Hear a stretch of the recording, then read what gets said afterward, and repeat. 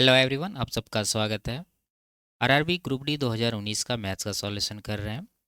इसमें 17 अगस्त 2022 से 20 सितंबर 2022 तक जितने भी शिफ्ट में एग्ज़ाम हुए सभी शिफ्ट के सॉल्यूशन कंप्लीट हो चुके हैं। इनके सारे वीडियोस प्लेलिस्ट में मिल जाएंगे। आज की क्लास में 22 सितंबर 2022 का तीसरा शिफ्ट का सॉल्यूशन करेंगे। इसका पहला शिफ्ट और दूसरा शिफ्ट का वीडियो भी प्लेलिस्ट में मिल जाएगा और इन सब के सॉल्यूशन पहले ही कंप्लीट हो चुके हैं। इनके वीडियोज देखने के लिए प्लेलिस्ट विजिट कर सकते हैं। लिंक नीचे डिस्क्रिप्शन में दिया गया है। तो शुरू करते हैं। उससे पहले चैनल पर नए तो चैनल को सब्सक्राइब कर लीजिए। आगे बढ़ते हैं।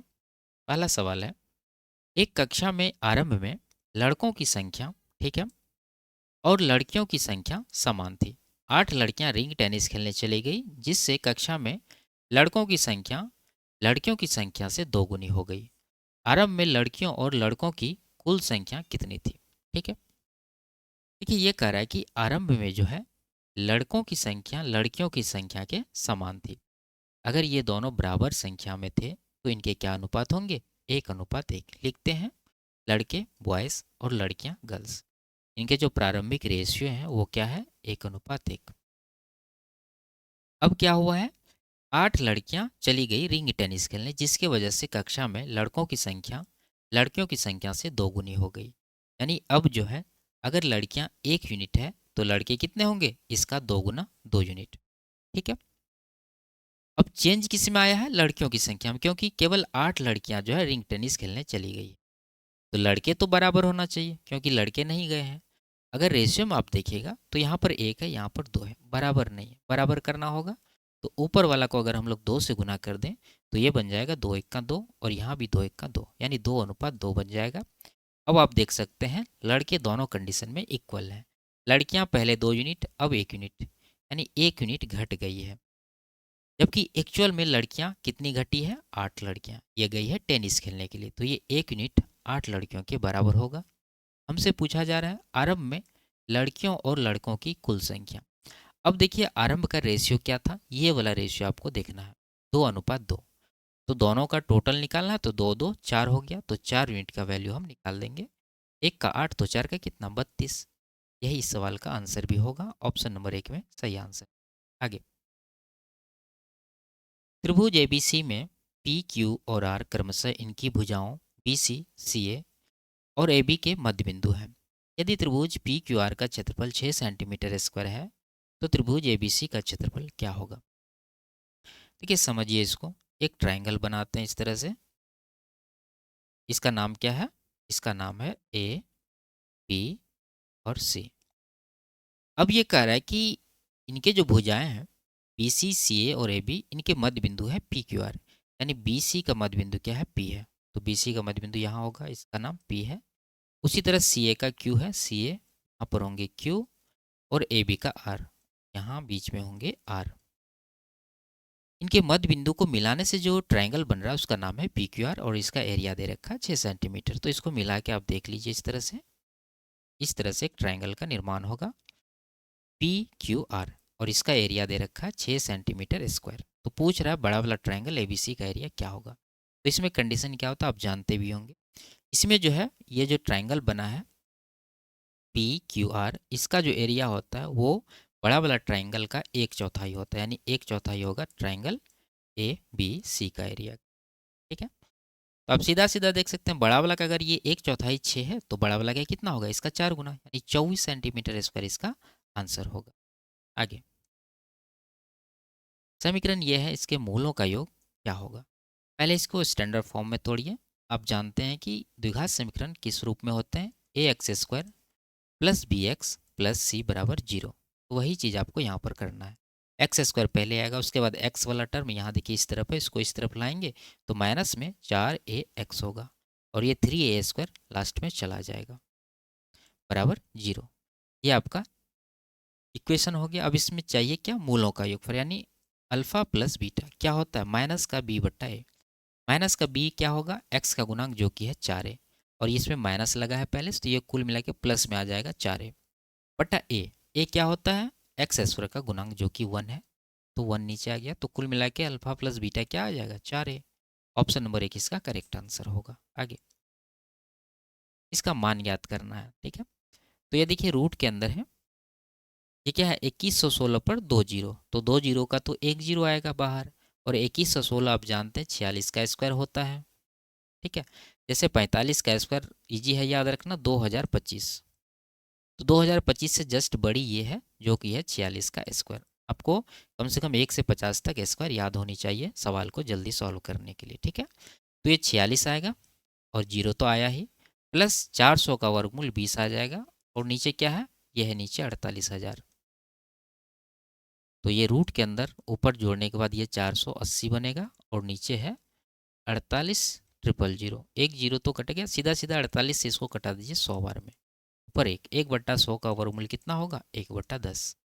ऑप्शन नंबर 1 इसका करेक्ट आंसर होगा। आगे 18 और 78 को छोड़कर इनके बीच की प्राकृतिक संख्याएं जो 6 से विभाज्य कितनी है। ठीक है, तो देखिए 18 और 78 को छोड़ देना है, तो 18 से जस्ट बड़ी ऐसी कौन सी संख्या जो 6 से विभाज्य है, तो आप कहेंगे 24, फिर उसके बाद 30, फिर 36, इसी तरह से ये आते रहेगा, और आखिरी संख्या क्या होगी आपको 78 से पहले देखना है, तो 6 का मल्टीपल 78 से पहले है 72, तो ये आखिरी नंबर हो जाएगा। तो आप लिख भी सकते हैं 24 से 72 तक है, एक एक करके लिख के देख सकते हैं कितने हैं, नहीं तो यहाँ पर अगर ये सीरीज है इसमें आपको n निकालना है, यानी इसमें कितने नंबर हैं, तो क्या करते हैं हम लोग लास्ट माइनस फर्स्ट करते हैं, तो 72 में 24 घटाएंगे तो आएगा 48, और इसको कॉमन डिफरेंस जो कि 6 का है 6 से डिवाइड करेंगे प्लस का 1, तो 6 से ये कट जाएगा, 8 बार में 8 + 1 9, इस सवाल का आंसर होगा ऑप्शन नंबर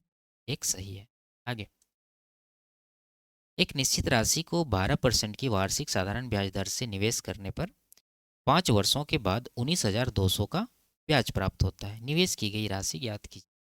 तो 12% की दर से 5 वर्ष में टोटल हो जाएंगे 60% ब्याज, जबकि रुपया में इन्होंने ब्याज प्राप्त किया है 19,200, तो ये 19,200 रुपया के बराबर होगा। निवेश की गई राशि यानी मूलधन 100% होता है, यही निकालना है आपको। तो ये देख लीजिए कितना गुना है, 6×3 = 18, 6×2 = 12, और 1 × 320 गुना, इसको भी 320 गुना कर दीजिए तो ये आ जाएंगे 32,000।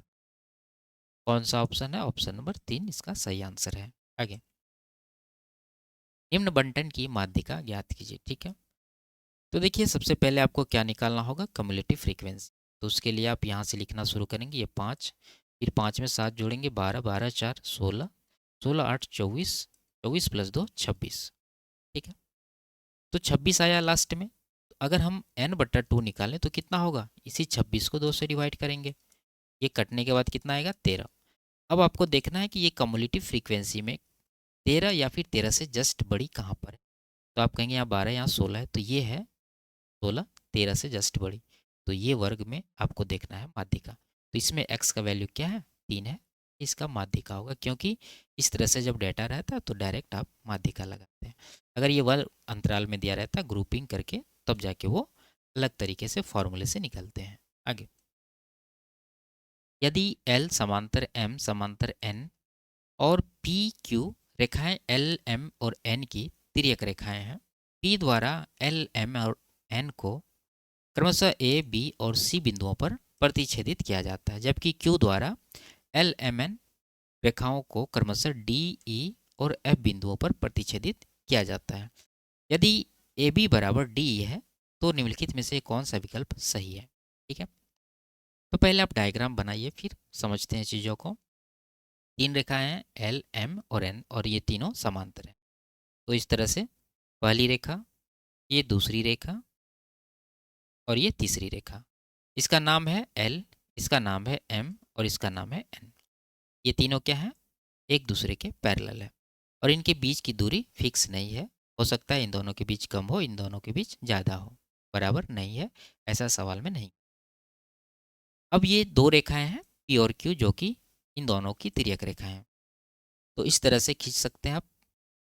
ठीक है, और ये दोनों रेखाओं के बारे में भी नहीं कहा गया कि ये दोनों समांतर है या नहीं है, तो हम लोग मान लेंगे कि ये दोनों समांतर नहीं है। इसका नाम P है, इसका नाम Q है।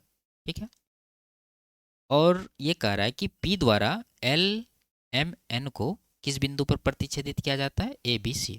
तो P द्वारा ये है, तो ये पॉइंट हो गया आपका A, ये पॉइंट हो गया B, और ये पॉइंट हो गया C। उसी तरह आप इसका भी लिखिए, क्यू का क्या है, एल एम एन को डी ई एफ पर, तो ये हो गया डी, ये हो गया ई, और ये हो गया आपका एफ। एफ ठीक है। अब इसमें दिया है कि ए बी बराबर डी है। ए बी कहाँ पर है, यहाँ पर, और डी कहाँ पर है, यहाँ पर। ये दोनों क्या है, इक्वल है। और ऐसे डायग्राम आप जानते होंगे कि जो रेशियो ए बी और डी का होगा वही रेशियो बी सी और ई एफ का भी होगा, वही रेशियो ए सी और डी एफ का भी। ठीक है, यानी अगर ये दोनों बराबर हैं तो इनके रेशियो क्या होंगे, 1:1। तो इसी रेशियो में आगे की भुजाएं होंगी। अब हमसे क्या पूछा जा रहा है, विकल्प देखेंगे। ये कह रहा है बी डी बराबर सी बी डी सी ए। ठीक है, ये देखिए तिरछा डिस्टेंस के बारे में ये कह रहा है। अगर ये दोनों रेखाएं के बीच की दूरी बराबर होती, जैसे ए और बी और सी, तब जाके ये तिरछा दूरी भी बराबर होता। तो ये ऑप्शन नहीं होगा, क्योंकि हमें नहीं पता ये दोनों के बीच की दूरी बराबर है या फिर नहीं है। आगे ए डी बराबर डी एफ, ए डी और डी एफ ऐसे तो डिसाइड नहीं कर पाएंगे। आगे बी सी और E F, B C E F, यहाँ पर देखिए ये और ये, इन दोनों के बारे में बात की गई है। अगर ये दोनों बराबर है तो ये दोनों भी बराबर होंगे, क्योंकि इनके अनुपात 1:1 ही होंगे। तो ये ऑप्शन आपका करेक्ट होगा। ठीक है, आगे।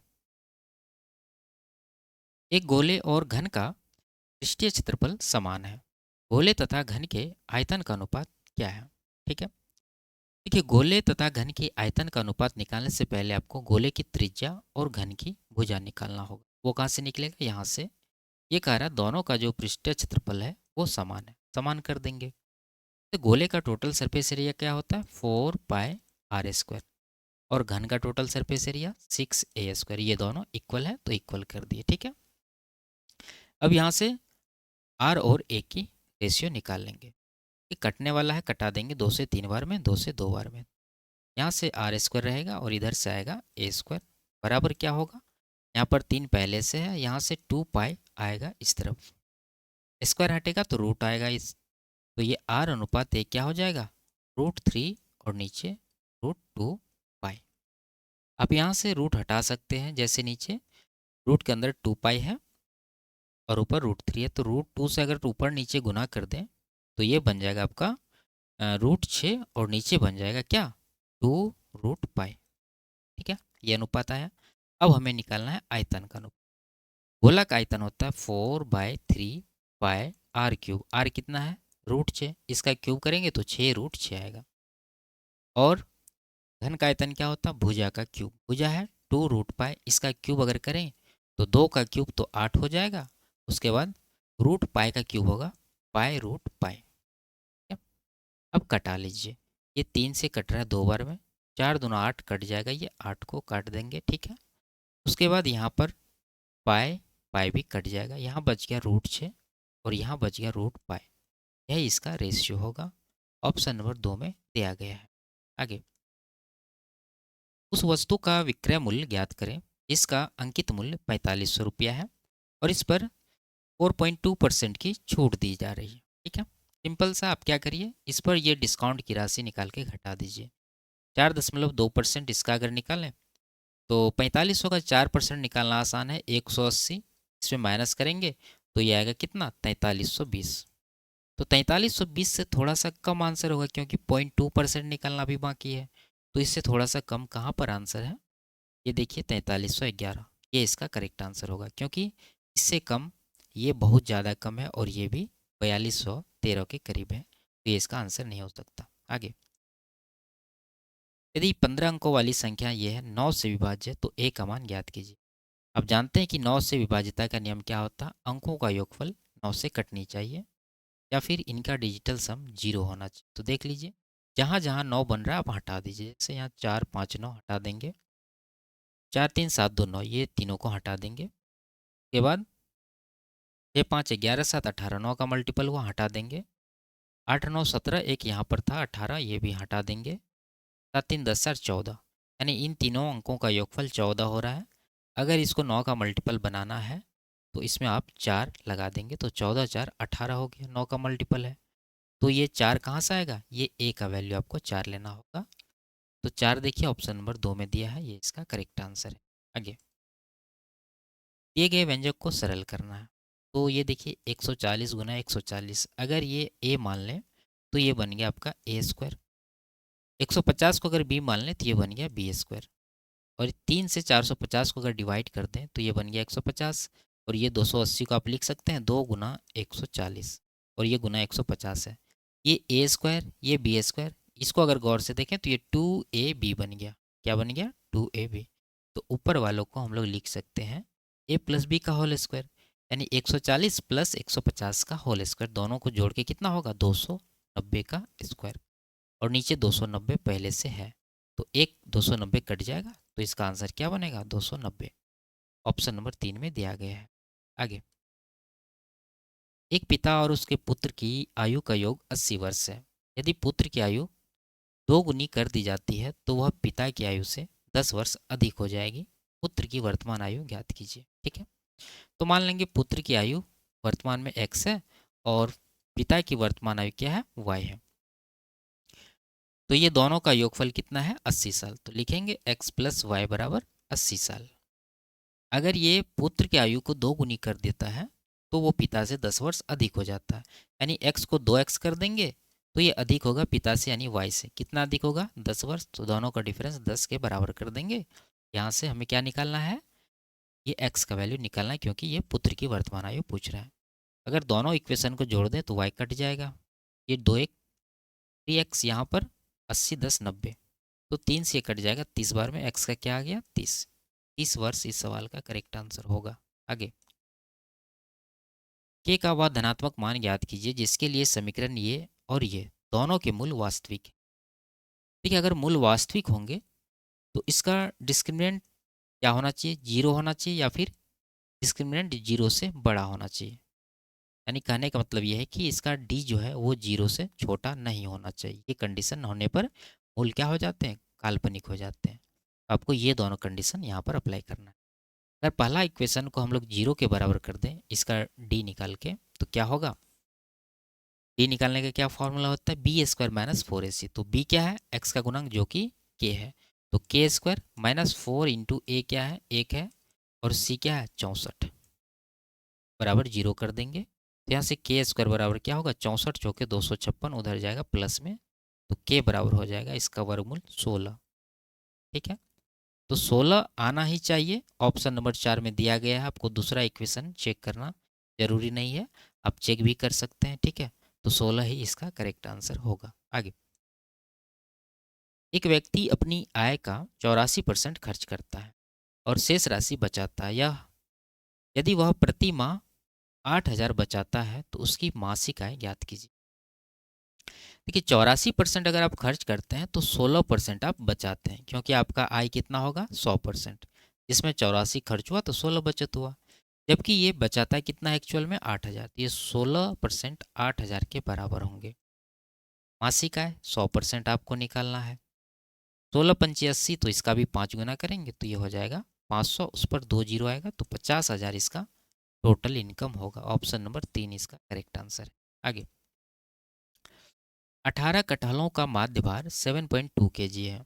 यदि समान भार के 2 और कटहल उनमें शामिल कर लिए जाएं तो माध्य भार 20 ग्राम कम हो जाता है। बाद में शामिल किए गए प्रत्येक कटहल का भार ज्ञात कीजिए। ठीक है, देखिए ये कह रहा है कि 18 कटहल का जो एवरेज वेट था वो क्या था? 7.2, और 2 कटहल को इन्होंने शामिल किया। तो 2 कटहल जब इसमें शामिल हुआ तो दोनों का एवरेज वेट इनके बराबर तो होगा ही 7.2। तो 7.2 के दर से 2 कटहल शामिल हुआ तो इतना वेट। उसके बाद ये दोनों के शामिल होने से क्या हुआ है? प्रत्येक का वेट 20 ग्राम कम हो गया है। ठीक है, तो पहले 18 कटहल थे, 2 शामिल हुए, टोटल कितने कटहल हो गए? 20 कटहल। कम हुआ है तो आपको माइनस देना है। 20 कटहल हुए और प्रत्येक का वेट 20 ग्राम कम हुआ, तो 20 से गुना कर दीजिए, तो 400 ग्राम कम हुआ है। लेकिन आपको यूनिट देखना है, ये केजी में है, ये ग्राम में, तो इसको आप 1000 से डिवाइड भी कर देंगे तो ये केजी में आ जाएगा। तो ये कैलकुलेशन करके जो आएगा वही दोनों कटहल का टोटल वेट आएगा।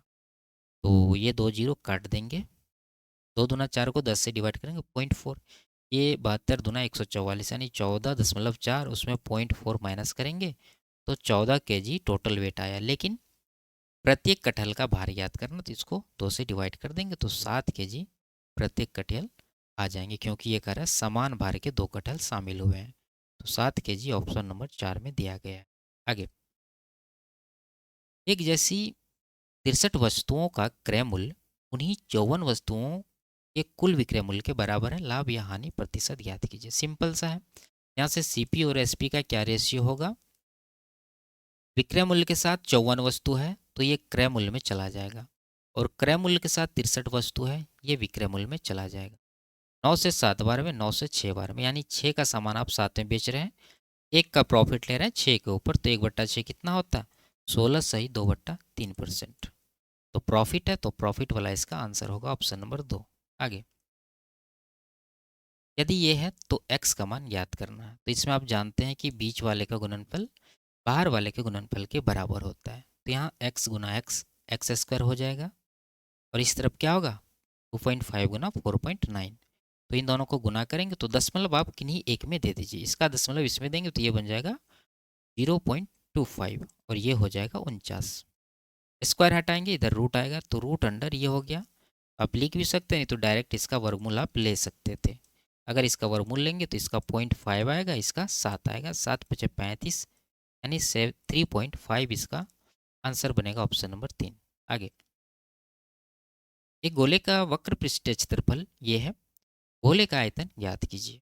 ठीक है, तो 11 का मल्टीपल आंसर चेक कर सकता आप, ये नहीं है, ये है, और ये नहीं है, ये है।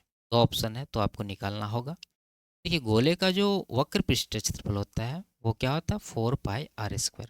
तो 4 इंटू पाई का मान 22/7 इंटू r² बराबर 1386। तो 22 से कटाएंगे, 22 से 132, 22 दिया 66। अब नहीं कटने वाला है तो r² कितना आ गया, यहाँ 63 है तो 9×7 = 63, नहीं 9 गुना 7 गुना ये 7 आएगा इधर से, और 4 नीचे आ जाएगा। तो यहाँ से आर का वैल्यू कितना होगा, स्क्वायर हटेगा रूट चढ़ेगा, तो 9 का वर्गमूल 3, यहाँ 7 पेयर में तो 1 7 आएगा, यहाँ 4 का वर्गमूल 2, यानी 21/2 इसका क्या होगा, रेडियस होगा। अब हमें निकालना आयतन। गोला का आयतन होता है 4/3 पाई, यानी 22/7 इंटू आर का क्यूब, आर ये है, तो इसका आप क्या कर देंगे क्यूब, यानी 3 बार गुना कर देंगे। तो ये 7 या 21 से 21 कट जाएगा, ठीक है, 2 है यहाँ पर, तो 2 दूना 4 से 4 काट देंगे, ये 2 से इसको काट देंगे 11 बार में, तो 1 1 1 इकाई अंक 1 आना चाहिए, ये ऑप्शन में यहाँ पर ये इसका करेक्ट आंसर होगा। आगे, एक कीबोर्ड और एक माउस का मूल्य 3600 रुपया। यदि कीबोर्ड का मूल्य माउस के मूल्य का 7 गुना है तो कीबोर्ड का मूल्य ज्ञात कीजिए। ठीक है, लिखते हैं कीबोर्ड माउस। ये कह रहा है कीबोर्ड जो है माउस का 7 गुना, माउस अगर 1 रुपया का है तो कीबोर्ड होगा 7 रुपये का। टोटल 7 1 8 रुपया का हो रहा है, जबकि यहाँ पर कह रहा है दोनों का टोटल वैल्यू 3600 है, तो ये 3600 के बराबर होगा। डिवाइड करेंगे, 8 चौके 32, 8 पंजे चले, यानी 450 गुना हो रहा है। कीबोर्ड का मूल्य निकालना है, कीबोर्ड कितना का है 7 का, तो इसका भी कितना गुना कर देंगे 450 गुना, तो 7 यूनिट का निकालने के लिए आपको 450 गुना करना होगा, तो यह आएगा 105 का 3 गुना 315 पर 1 0, 3150 इस सवाल का करेक्ट आंसर हो। आगे, इसका मान क्या है। ठीक है, तो देखिए ऐसे सवाल को वैल्यू पुटिंग से करिए, क्योंकि बेसिक से करिएगा तो काफ़ी ज़्यादा लेंदी होता है ये सवाल। ये 10th और 12th में प्रूव करने के लिए ऐसे सवाल दिए जाते हैं। ठीक है, तो इसको सॉल्व करेंगे हम लोग वैल्यू पुटिंग से।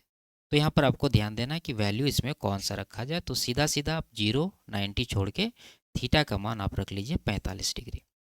अगर आप थीटा का मान 45 रखें तो क्या वैल्यू बनेगा, यहाँ से 1/, सेक 45 आप जानते हैं √2 होता है, उसका स्क्वायर करना है तो 2 आएगा, और यहाँ पर कॉस 45 1/√2 होता है, उसका स्क्वायर 1/2 आएगा। ठीक है, उसके बाद प्लस है, प्लस के बाद ये वैल्यू सेम ऐसा ही होगा 1/2 माइनस 1/2, ये आ गया ब्रैकेट के अंदर का। बाहर ये है तो साइन 45 1/√2, ये इसका भी 1/√2, दोनों स्क्वायर में है तो 1/2 गुना 1/2 हो जाएगा। ठीक है, तो ये 2 दूना 4 में से घटा 3, तो 2/3 हो गया, ये भी 2/3, कुल मिला के 4/3 हो जाएगा, और ये वैल्यू 1/4 हो गया, 4 4 कट जाएगा, ये आएगा 1/3। अब आपको देखना है कि किस ऑप्शन में थीटा का वैल्यू 45 डिग्री पर ये 1/3 आएगा। ठीक है, पहला ऑप्शन अगर उठाएं तो 1 माइनस ये मान कितना होगा, यहाँ पर हम लोग निकाले थे 1/4, तो ये 1/4 होगा। और नीचे 2 माइनस 1/4, ठीक है, वही चीज़ यहाँ पर भी है, तो 1/4 होगा। तो ये 4 में 1 घटा 3/4 और नीचे हो जाएगा 4 दूना 8 में से 1 घटा 7/4। तो 4 4 कटने के बाद ये 3/7 हो रहा है, ये आंसर नहीं हो सकता। ठीक है, तो पहला ऑप्शन हटा देंगे। अब दूसरा चेक कर सकते हैं, नहीं तो माइनस वाला यहाँ पर चौथा ऑप्शन चेक करिए। ये ऊपर में क्या आया था 3/4, ठीक है, सेम वैल्यू होगा 3/4 और नीचे सेम वैल्यू है, सिर्फ यहाँ प्लस कर देना आपको। तो ये 4 दूना 8 1 9 हो जाएगा, यानी 9/4 हो जाएगा। तो 4 4 कटेगा, 3 1 3, 3 3 9, ये आ रहा है 1/3। ठीक है, तो ये 1/3 चाहिए भी था आपको और आया भी है, तो ऑप्शन नंबर 4 ही इसका करेक्ट आंसर होगा। ठीक है, आगे बढ़ते हैं। इसका मान निकालना यानी इसको सरल करना है। तो देखिए a माइनस बी का whole cube plus a plus B का होल क्यूब के फॉर्मूले पर है। आपको फॉर्मूला हम बताए थे क्या होता है, जैसे यहाँ लिखते हैं a प्लस बी का whole cube plus a minus B का होल क्यूब का फॉर्मूला जो है वो होता है 2a इंटू ए स्क्वायर प्लस 3b²। ये डायरेक्ट फार्मूला होता है।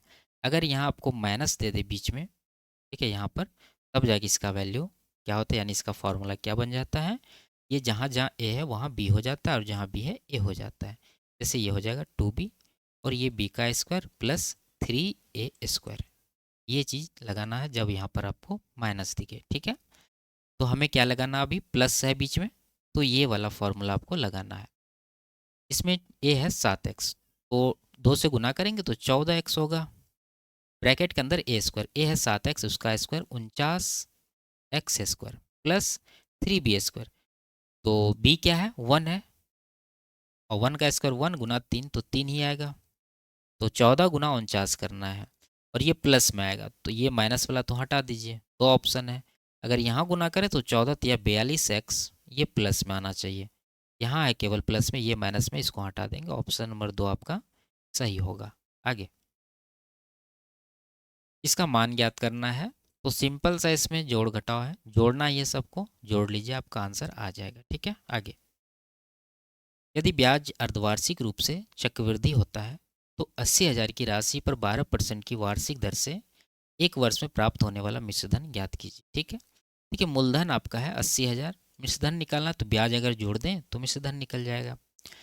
वार्षिक रेट है 12% और ये ब्याज जो है अर्धवार्षिक कैलकुलेट हो रहा है, तो ब्याज आधा हो जाएगा, तो 12 का आधा 6% जो है इसका अर्धवार्षिक रेट हो जाएगा। तो 6% का 2 साइकिल बनेगा 6 महीना का, तो ये इफेक्टिव परसेंट कितना होगा, फॉर्मूला लगा के निकाल सकते हैं। ये हो जाएगा 6 + 6 12, उसके बाद दशमलव के बाद 6 जाएगा 36, यानी 12.36% इसका टोटल ब्याज मिलेगा। अगर 80,000 में हम लोग इतना परसेंट इसका जोड़ दें तो मूलधन मिश्रधन आ जाएगा। तो 12% आप निकालिए, 80,000 का 12% निकालना आसान है। 12 8 96, उस पर 2 जीरो यानी 9600 जोड़ेंगे तो 80 9 89,600 से थोड़ा सा ज़्यादा आंसर होगा। थोड़ा सा कितना, 0.36%।